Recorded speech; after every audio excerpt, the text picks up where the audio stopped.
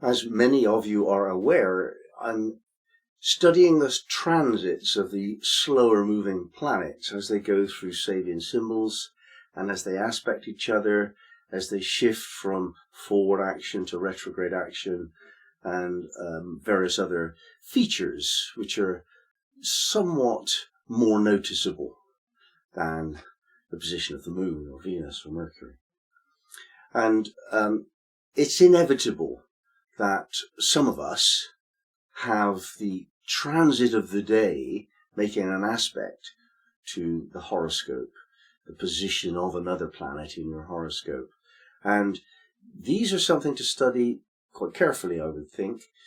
For example, let's take a Pluto square Pluto transit. This is one of the things that we study deeply because in our midlife period, we're going through a turning point.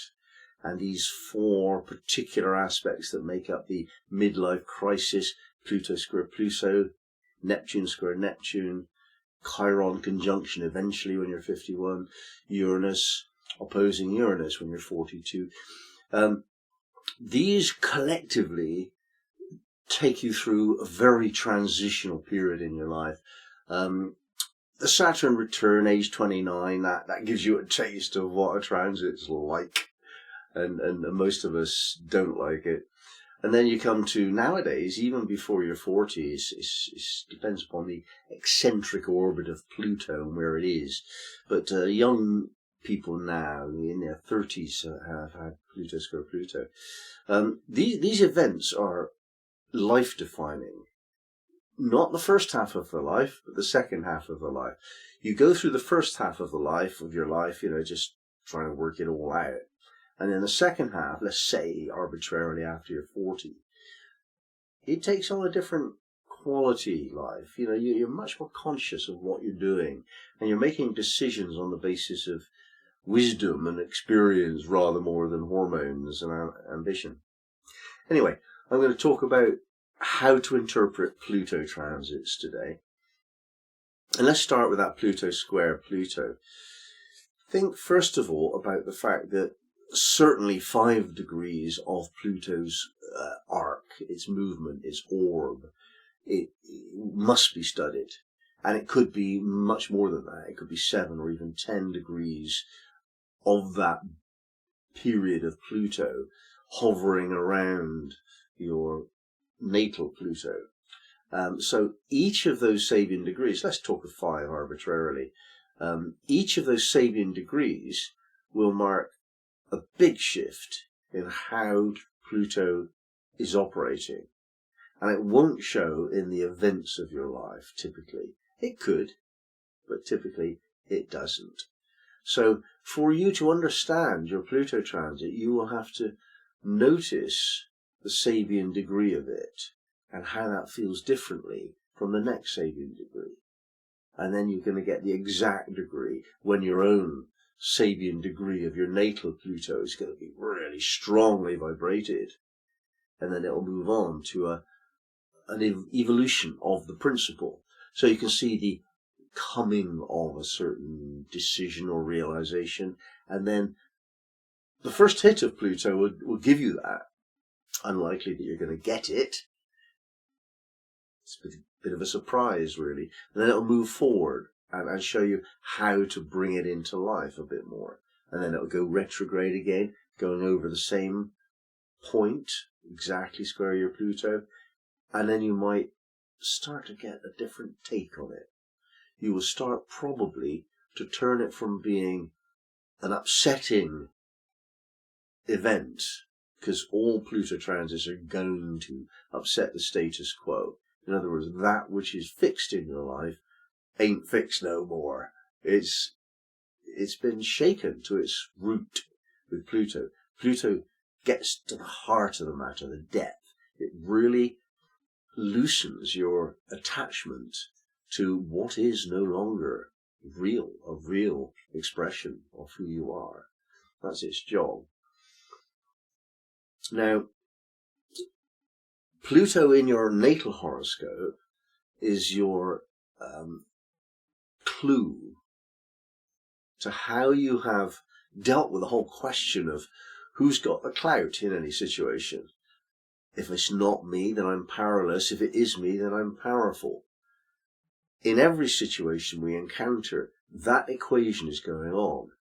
And that power might be age. So you are born into a situation where your father and your mother, the authority figures of the moment, are older than you. And age alone is enough to dominate you. That doesn't end. There are some people that can hold on to the authority that goes along with age to the end of their lives, and they exert untold power simply because of their age. So that's one thing.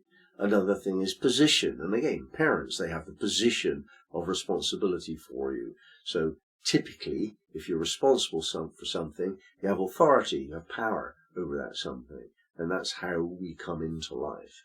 And then we notice that we are instructed to give our power away to other various people in the community, school teachers first, maybe older siblings actually first, then school teachers, possibly religious figures, possibly charismatic figures, or people who were bigger than you at school or cleverer than you at school, and so on. So you've got all these ways in which power can be examined, and the examination inevitably puts one at a slight advantage over the other, typically. Now that's what we're examining. It doesn't ever end. From birth to death, we're dealing with that question. Who we're with is either more or less powerful than us. And of course, those who are in a position of potential influence, like parents, will use that to claim power. It's one of those things that goes on in life. We tend towards claiming power. It may well be a survival thing, or it may be a growth thing, but it's predictable. We all try and just get a little bit more say-so. Pluto. Now, how are you with yours? You don't know. It's secret. Pluto is not known to us. We don't understand Pluto. We don't see Pluto. We get a sense of it in some mysterious way. It's a highly mysterious energy, Pluto. It's really not known. And the books that are written on it are really talking about the shadow on the wall, the effect of Pluto. Most astrology books talk to you about effect. But if we actually go to the light that shines that to create that shadow, that light of Pluto, it's quite beautiful. It really is a very beautiful experience to be on top of it all.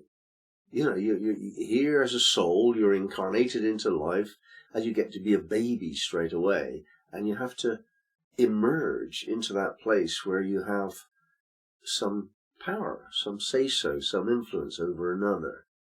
And if you do that right, you can find a mystery which is almost forgotten. And that is that the depth of yourself is the root of your power. Authenticity, truth, being who you are and nothing else ever. That is the source of your power. So really, I would say that Pluto is not fairly dealt with if we say it is to do with power. That's an effect. But the essence cause gives rise to this power equation, which is inevitable. The essence cause is Pluto's beauty in that it's perfect in its approach to truth. It's authentic. What's real works. What isn't real is killed off by Pluto, so that another attempt and another attempt and another attempt can be made, mirroring incarnation, if you like to use that model, repetitive reincarnations of soul self, until we find authenticity, being me, knowing that that's enough. Just being me through and through. That's Pluto's gift to us. And it's lovely. It's highly sacred. It trumps everything else at the moment. We don't really understand Eris, and it doesn't move very much. So Pluto is how we understand who we really are. So the Pluto square Pluto transit is the opportunity for us to do that really deeply indeed. And we find that much of what we have adopted and adapted to is just not right. It was imposed upon us by so many of these agencies of power that have dominated our lives for the best part of 40 years. And now is our chance to just recognize ourselves, recognize, to know again who we are. We forgot. And we must remember now. This is our chance. The Pluto square Pluto is exactly when you remember the authentic, true sense of self. And then, of course, if the circumstances haven't changed it for you, you will change it on your own initiative. It being everything wrong. Wrong relationship, wrong job, wrong location, wrong everything. I'm going to just throw it all out. And I don't know what's next. Because the other side of Pluto is birth. And birth is so unknowing. So we have to understand when we're in the middle of a Pluto square Pluto transit that it's going to change. It already has changed, and we just don't know it yet. And when I say it, I mean everything. Everything. Deep, deep down, your sense of self is moving through a process of clearing away everything that's not pure. It's a purification exercise. And if you've been living badly, by which I mean inauthentically, then that's going to hurt. Especially if you refuse to change. That's going to kill you. You might not die for another 20 years, but it'll set up the disease which will kill you. So this is not to be played about with. This is life and death stuff. You're either going to shove away everything that just doesn't feel authentic and right and pure, and just allow something else to come to you. And you don't necessarily have a lot of control over what comes to you, but it's a resonant feature of your deepest self. What you do is you find the resonance of your being and allow that to create the circumstances of your life next. So that's a Pluto square Pluto. Now if we go through the other planets, Pluto square Sun, Pluto square Moon, maybe the other planets too, Pluto, not necessarily square, Pluto aspecting I meant to say, and the Ascendant and the Midheaven. These are the four big ones: Sun, Moon, Ascendant, Descendant axis, Midheaven, Nadir axis. These are the four big ones, and they change everything.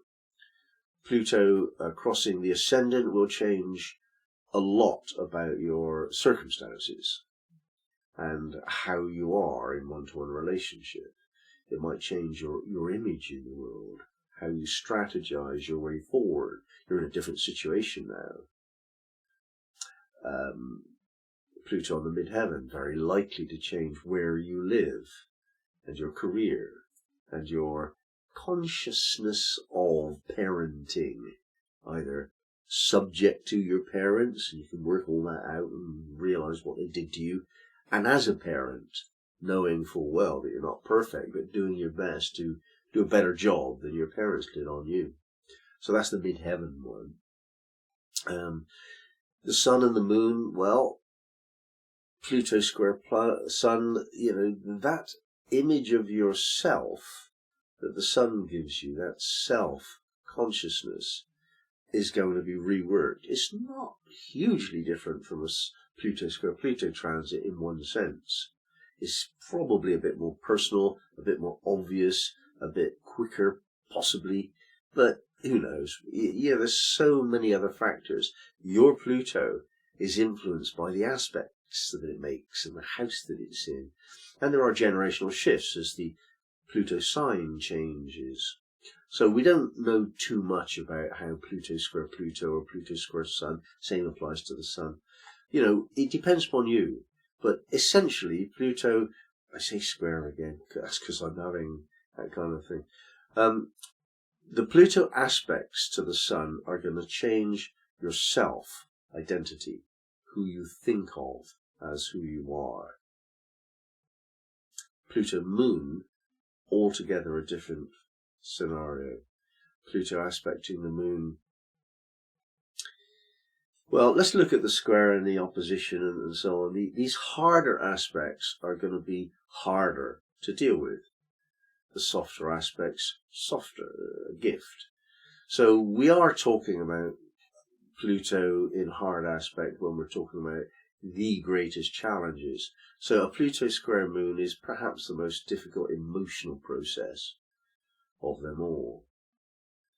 It suggests the possibility of grief or dread or terror, those emotions that the Moon can't assimilate. You can't just pretend it's not grieving or in dread. You can't do that. So when Pluto's bringing that question to bear, are you? Are you carrying these unsustainable feelings within you? And Pluto won't allow that to continue as a burden into the future. You might have had a terrifying mother. You could have had a terrifying father, but usually, it's mother with the Moon, isn't it? And if so, that would register perhaps as a Pluto Moon aspect in your horoscope.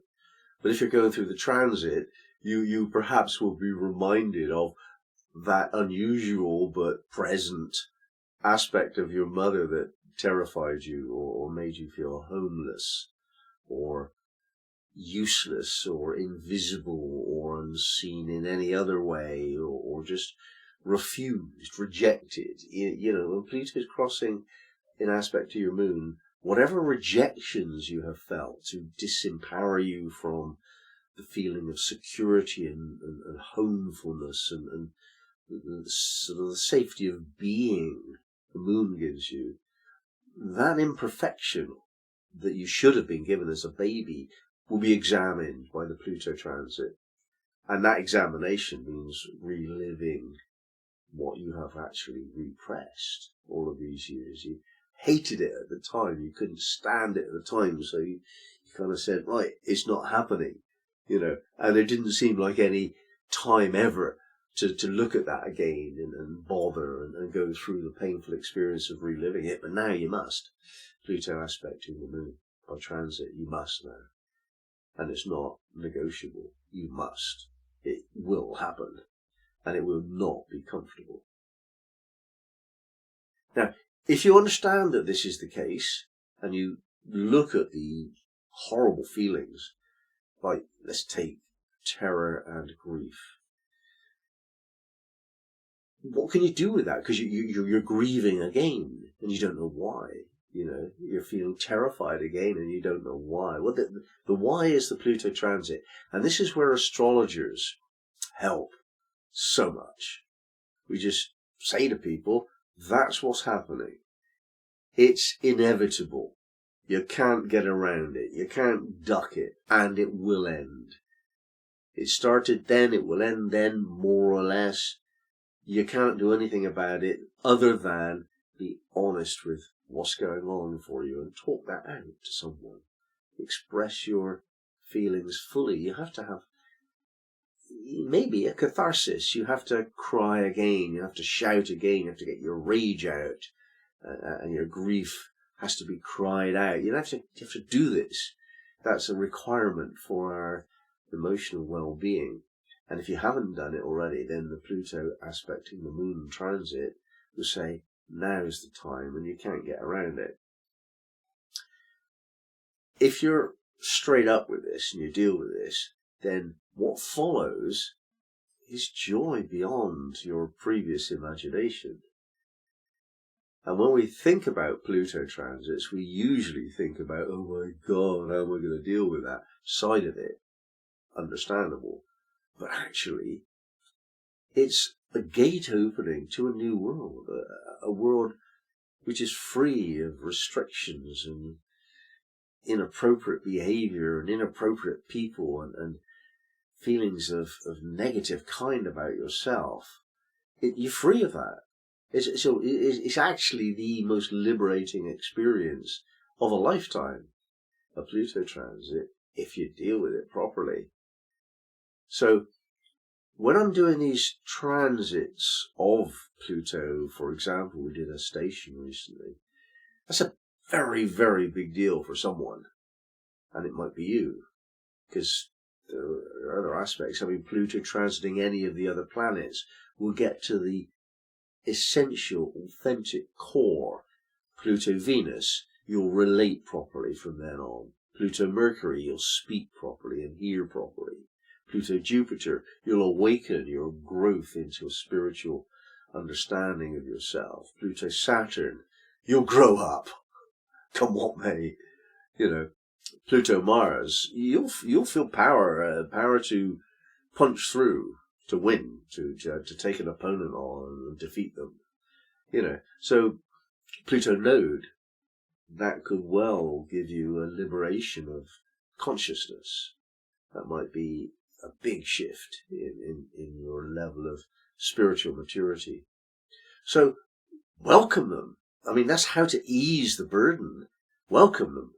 Deal with what you're required to deal with, knowing that it's a requirement that you cannot escape, and deal fully with it. Take counselling during that time. That's a good time to do that.